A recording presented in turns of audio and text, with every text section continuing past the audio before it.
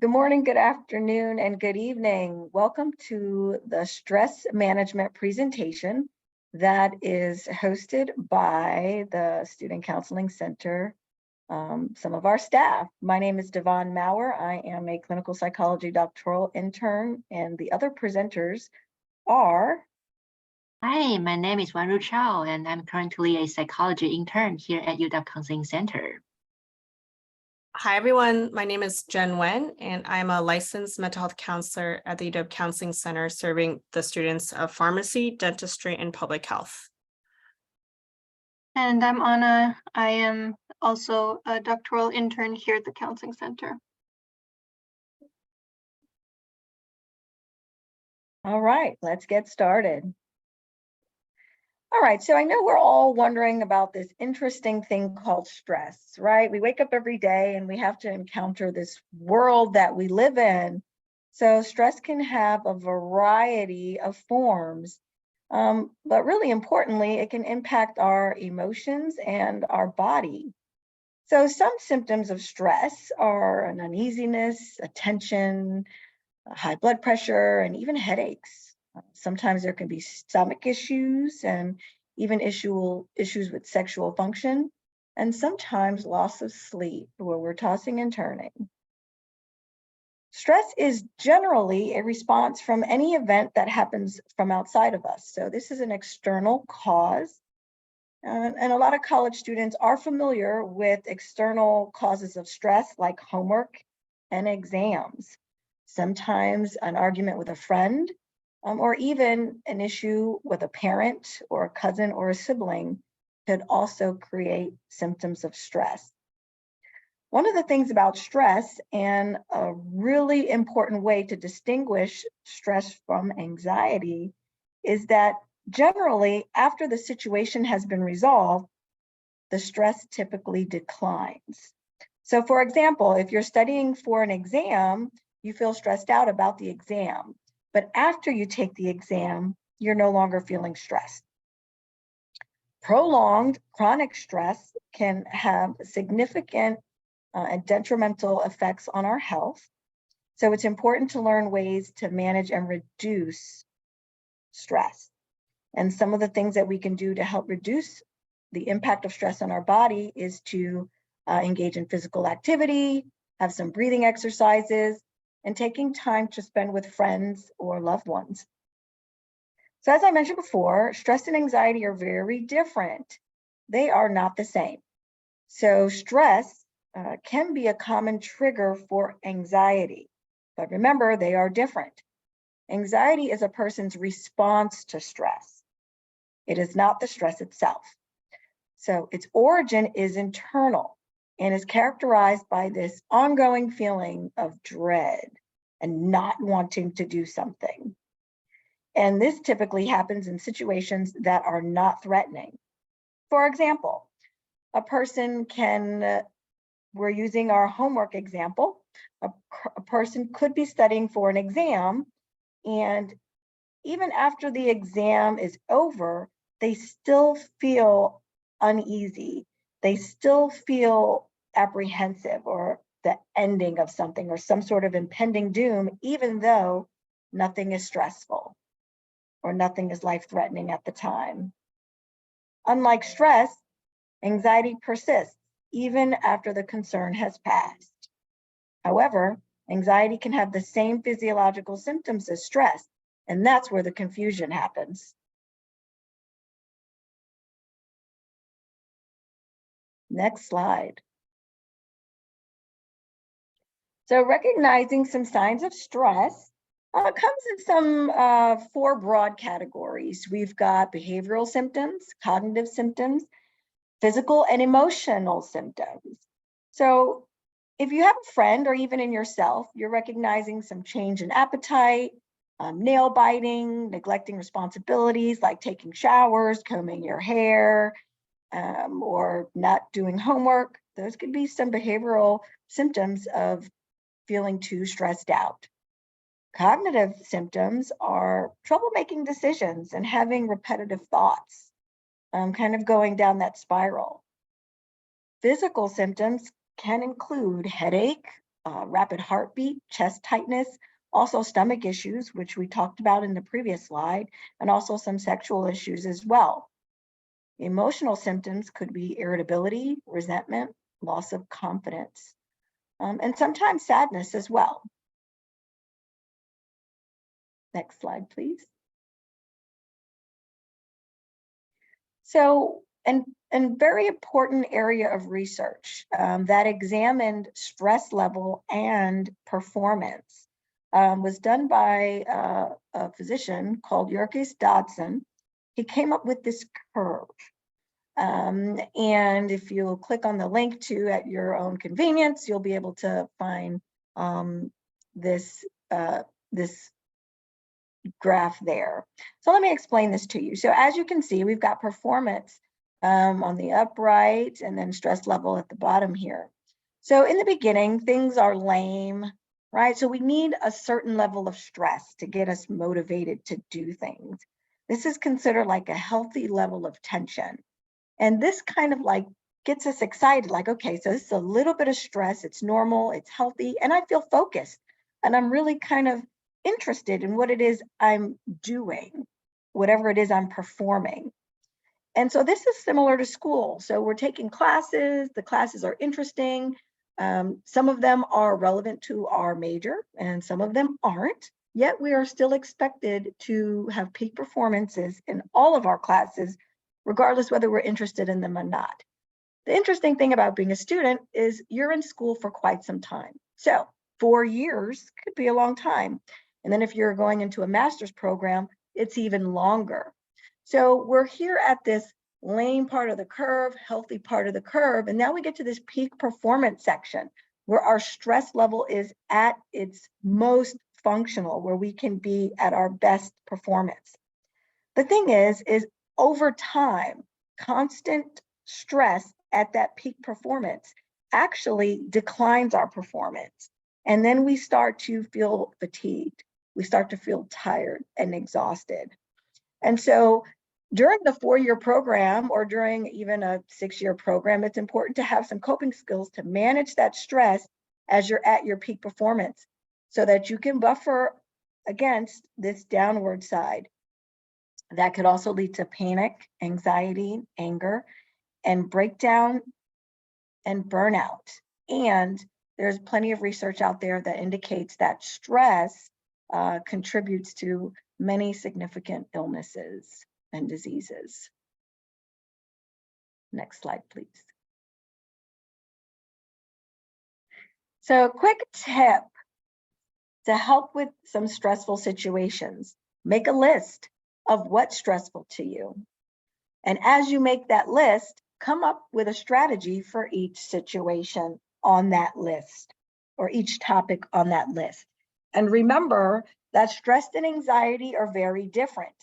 However, you can use the same coping skills for both stress and anxiety. Next slide, please.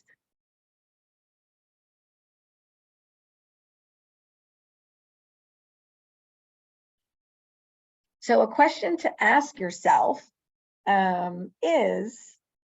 questions are, right? What are some possible 3 top stressors for college students? Well, being an intern, I can say that we still are expected to perform, right? Regardless of what else is going on in our life. If you're taking classes, you're expected to pass exams, right? And if you're doing research, you're expected to produce results. So those could be 3 stressors of college students. Next slide, please. And that concludes my section.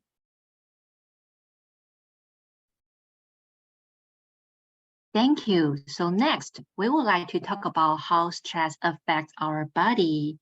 In general, stress can have a significant impact on our bodies, affecting both our physical and mental well-being. When we experience stress, our body's stress response system will be activated. This response would trigger the release of stress hormone, such as cortisol, which would prepare the body for a perceived danger. On the slide, you can see that there are some ways that stress can affect our body, such as immune system, digestive system, reproductive system, as well as mental health. For more information, we would like to share a video with you. This 5-minute video was created by Dr. Sharon Bergquist, who is a medical doctor. In the video, they will be talking about what goes on inside our body when we are chronically stressed. Here is the video.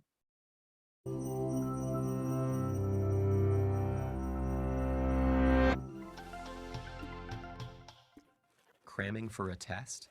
Trying to get more done than you have time to do?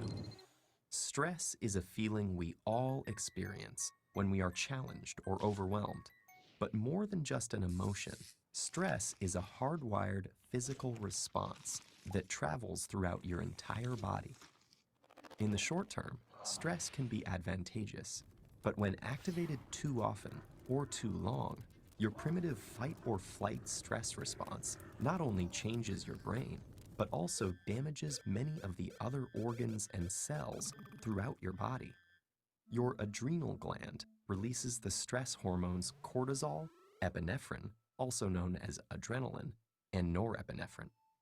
As these hormones travel through your bloodstream, they easily reach your blood vessels and heart.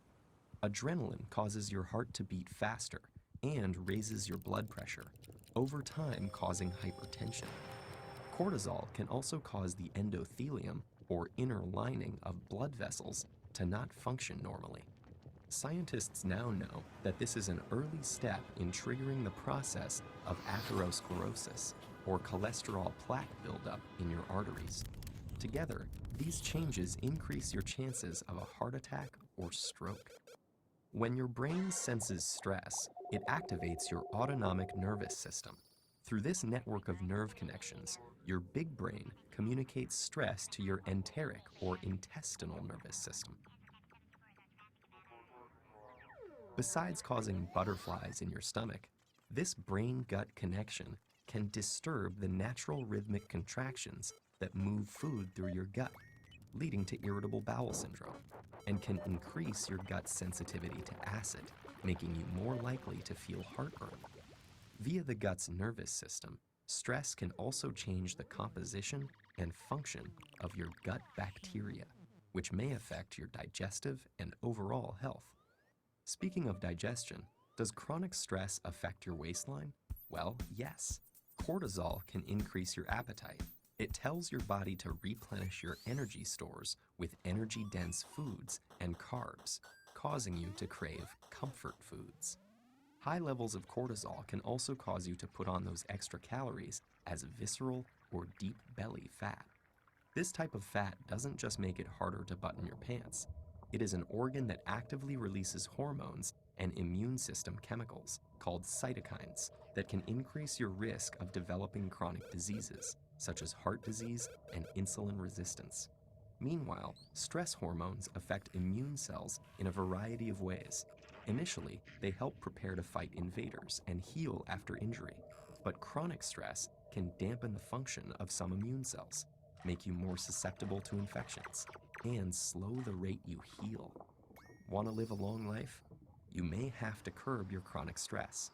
That's because it has even been associated with shortened telomeres, the shoelace tip ends of chromosomes that measure a cell's age. Telomeres cap chromosomes to allow DNA to get copied every time a cell divides without damaging the cell's genetic code. And they shorten with each cell division.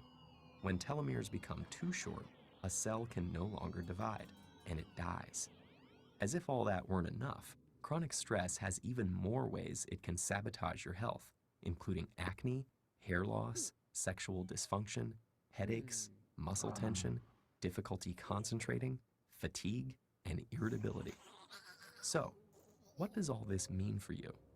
Your life will always be filled with stressful situations, but what matters to your brain and entire body is how you respond to that stress. If you can view those situations as challenges you can control and master, rather than as threats that are insurmountable, you will perform better in the short run and stay healthy in the long run.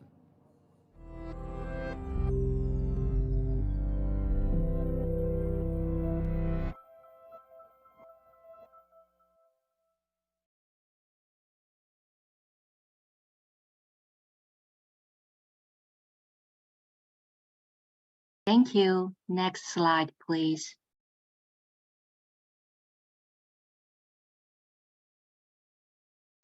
Okay, so now we have a basic understanding of stress and how it affects our body. I know some of you may be wondering, okay, how I know my current level of stress. In terms of this, we would like to share a self-assessment tool for stress with you, which is called the Perceived Stress Scale, the PSS. It is a 10-item questionnaire originally developed by Dr. Cohen and his colleagues in 1983, many years ago, but nowadays it's still a very popular and useful self-assessment tool for stress.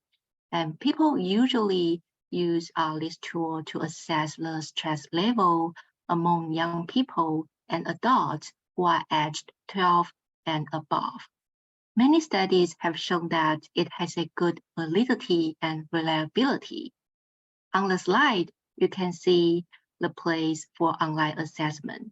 Now, let's take a look together.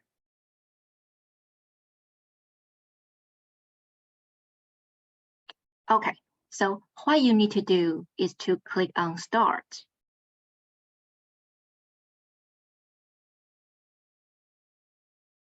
And then get your stress score.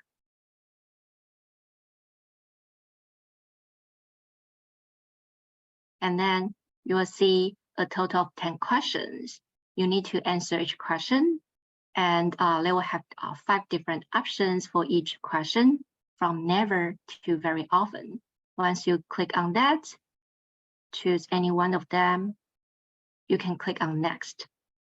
And then after you have done all of the questions, you'll be able to see the result of this questionnaire. You'll understand what is your current level of stress.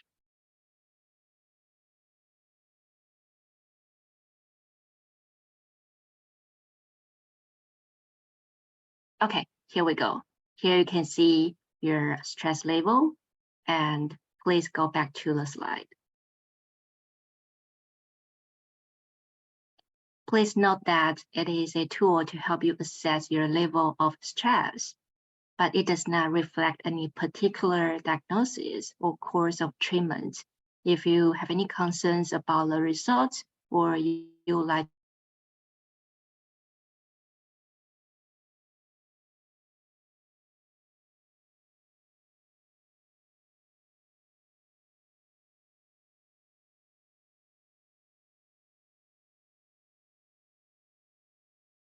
please.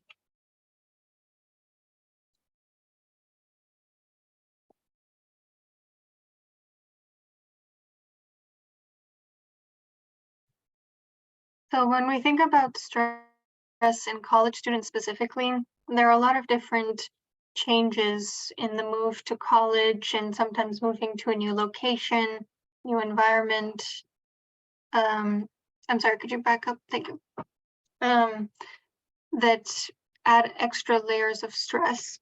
For instance, a very common one is exam stress, which has been associated with poor mental health outcomes.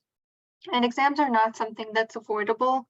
At the counseling center, we actually ask students to fill out a brief self-report before each session. And one of those areas of concern is academic stress, which during exam periods such as midterms and finals does tend to become more elevated for students. And sometimes that also means that other areas of concern are also elevated because stress can worsen other mental health concerns. And the fact that these exams are not avoidable can result in a lot of powerlessness, in a sense of how do you cope with circumstances that are outside of your control. Adjusting to college is also a source of stress. If you think about what it's like to go to a new location, have new living arrangements, maybe it's your first time in a dorm or with roommates, or maybe you're actually living on your own. All those are important changes in your everyday routine. You might have had a support group back home, and now you're somewhere where you don't have that cohesive group anymore. You might be having to find a new support group locally, and that can be stressful in and of itself, to get to know people, to put yourself out there, to get outside your comfort zone. Family dynamics are also a source of stress. When you go off to college, there are a lot of changing roles in the family, and the parents might be empty nesters. They might still have certain expectations or a sense of loss for the kid going to college. You might miss home. You might enjoy the newfound autonomy, or you might find it overwhelming and experience homesickness. Alternatively, for some people, the prospect of going back home for vacation can be stressful in and of itself.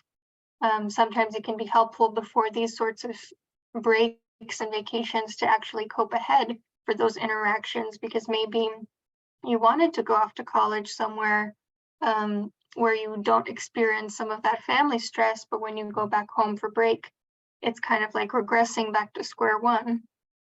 And imposter syndrome is also very common in college students. You might have heard this expression floating around in recent years. It's a syndrome where you feel like you're a fraud and secretly incompetent compared to everyone else around you, and that you're going to be outed as a fraud. It's worse among groups of people who have been given the message that they don't belong in certain spaces, such as women in STEM, people of color, disenfranchised groups and minorities. And also it's worse in people who are actually quite competent at what they do.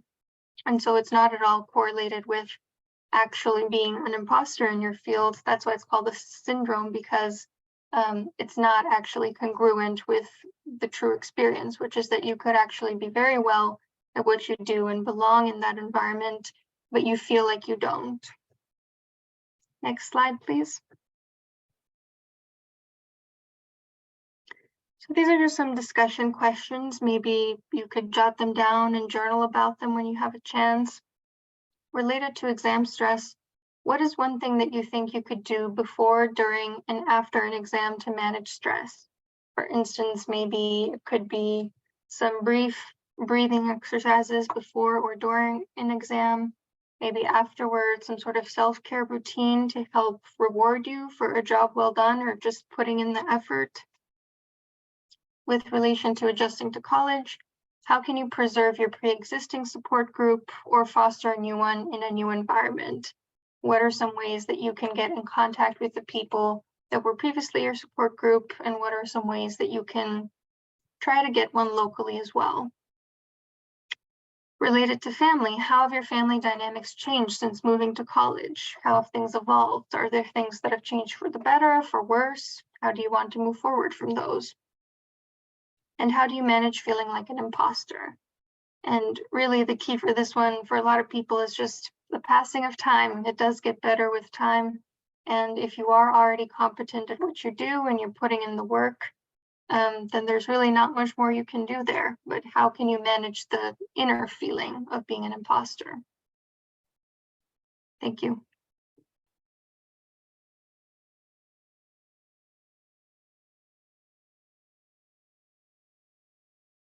So now that we've learned a little bit more about how stress impacts our body, how stress shows up for college students, we'll talk a little bit more about the tools to help us manage stress.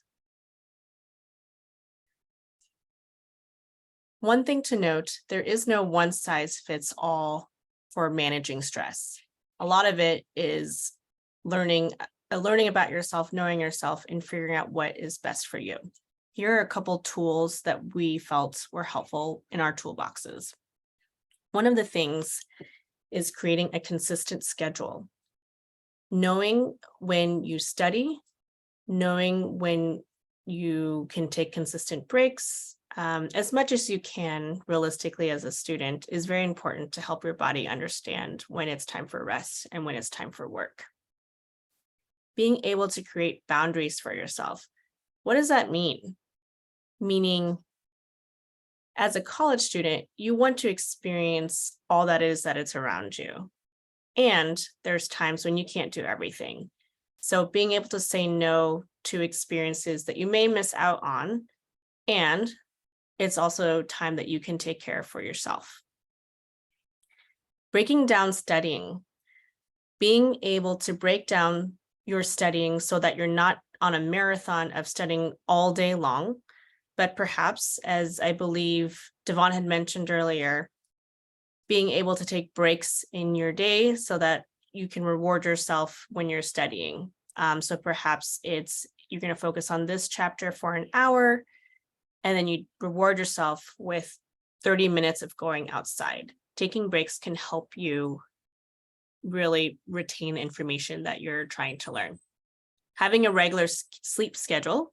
As a college student, we know that there's times where your sleep will fluctuate. And by having a regular time that you know is your typical bedtime can really help. And that includes getting into a sleep routine, putting away your cell phone so you're not laying down in bed and on your phone on TikTok at night. That can definitely help. Ensuring that we're taking care of our bodies.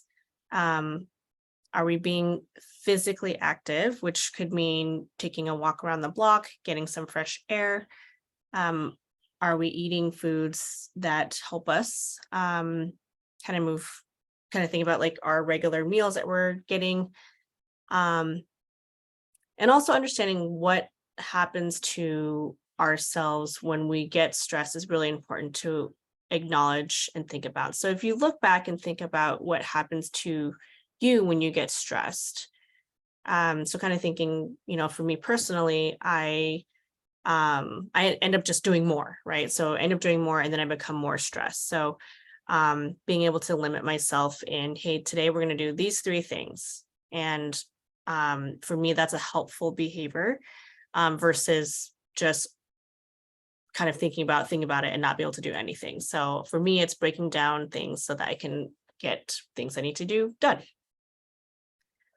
The other thing to think about is how we approach it with our thoughts. So how we talk about stress can impact how it affects us. So if we think that we're never going to pass this test or we're not going to be good at it, it affects us in the way that we may feel stupid and we may not be successful or be able to pass a class.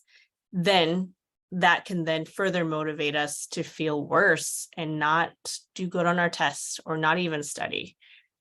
So we have to think about how we can talk about it so that we can motivate ourselves or talk to ourselves a little bit more kindly. So instead of saying, I'm not going to pass this test, I'm really stupid, I can say, you know what, this test is really hard and I'm going to do what I can to prepare for this test. I'm going to make sure that I take the time to review the areas that I'm not sure of. It makes me feel a little bit more prepared in taking the test, and I will be more motivated to study for that test. So just kind of thinking about our mindsets as we go into it. Sometimes what we tell ourselves, if we tell ourselves, oh, I'm so stupid, I'm not going to pass the test anyway, that can feel very real. So sometimes asking ourselves, is this a fact that is true, or is this a feeling that I'm experiencing? And sometimes our feelings feel very real, where they feel factual. So just kind of assessing that for ourselves. Is this a fact or a feeling? And also, what would you tell a friend in this very situation? If you heard your friend telling themselves, I'm stupid, I'm never going to pass this test, how would you approach that friend?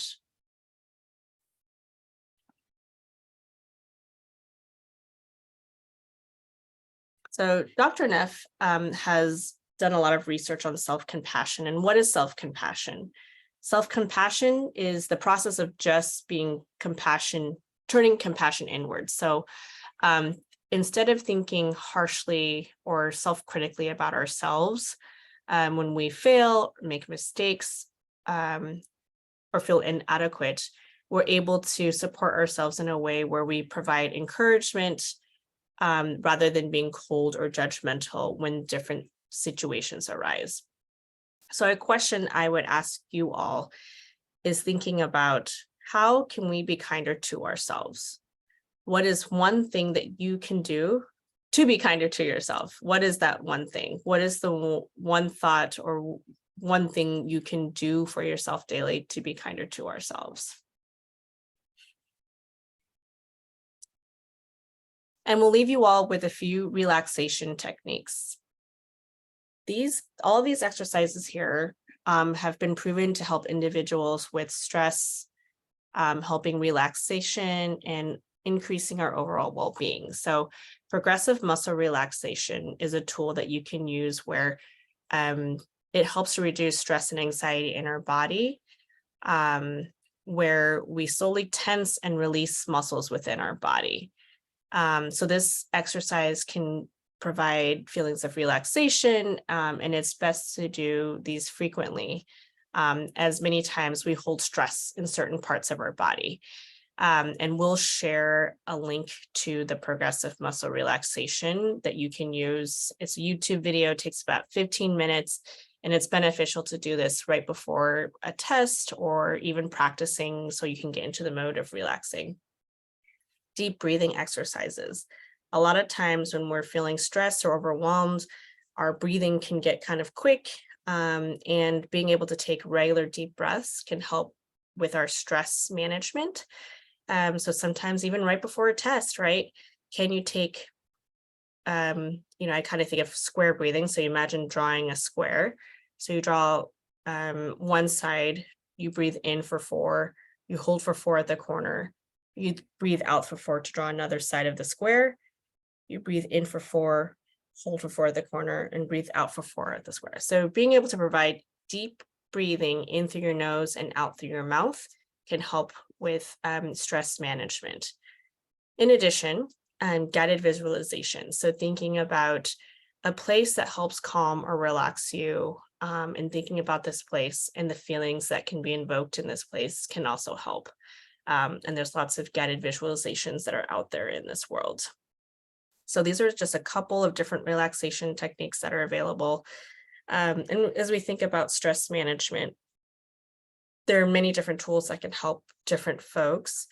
And we, sometimes it's a test of just trying to figure out what works best for you. So being able to acknowledge and understand what stress looks like for you, what are things that have been helpful in the past, and just being willing to try new things to help with stress can help you manage them in the future. And a little bit about the resources here at the Counseling Center that are here for you to use, as would be helpful. There are online self-help resources. There are resources for students with marginalized identities. There are also initial consultations. That would be the initial step to getting short-term care at the Counseling Center.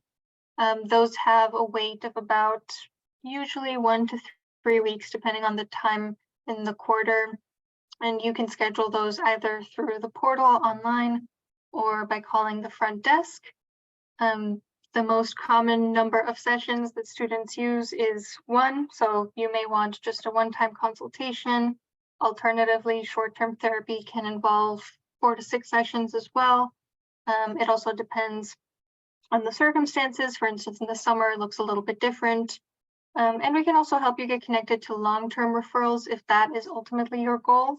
So you can just use those first few sessions as a jumping off point to find external resources in the community.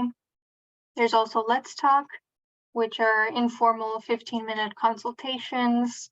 There's MySSP, which is an institution that UW partners with, which provides 24/7 support to UW students. And this can include help during crises, as well as also short-term therapy. Even if you are out of state, MySSP can help, which is not true of the Counseling Center. And they have an app you can download. They have a chat you can text, a phone you can call. So a lot of different ways of getting in contact with them. And we also have therapy groups. There will be a new batch starting in the fall quarter, so be on the lookout on the website for what groups seem interesting to you.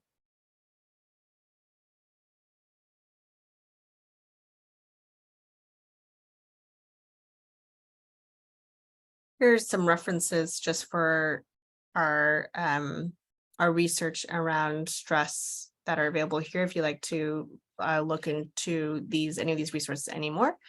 Thank you very much for coming to our stress presentation. And, if you have any questions or have any other suggestions, please feel free to reach out to the UW Counseling Center. Thank you.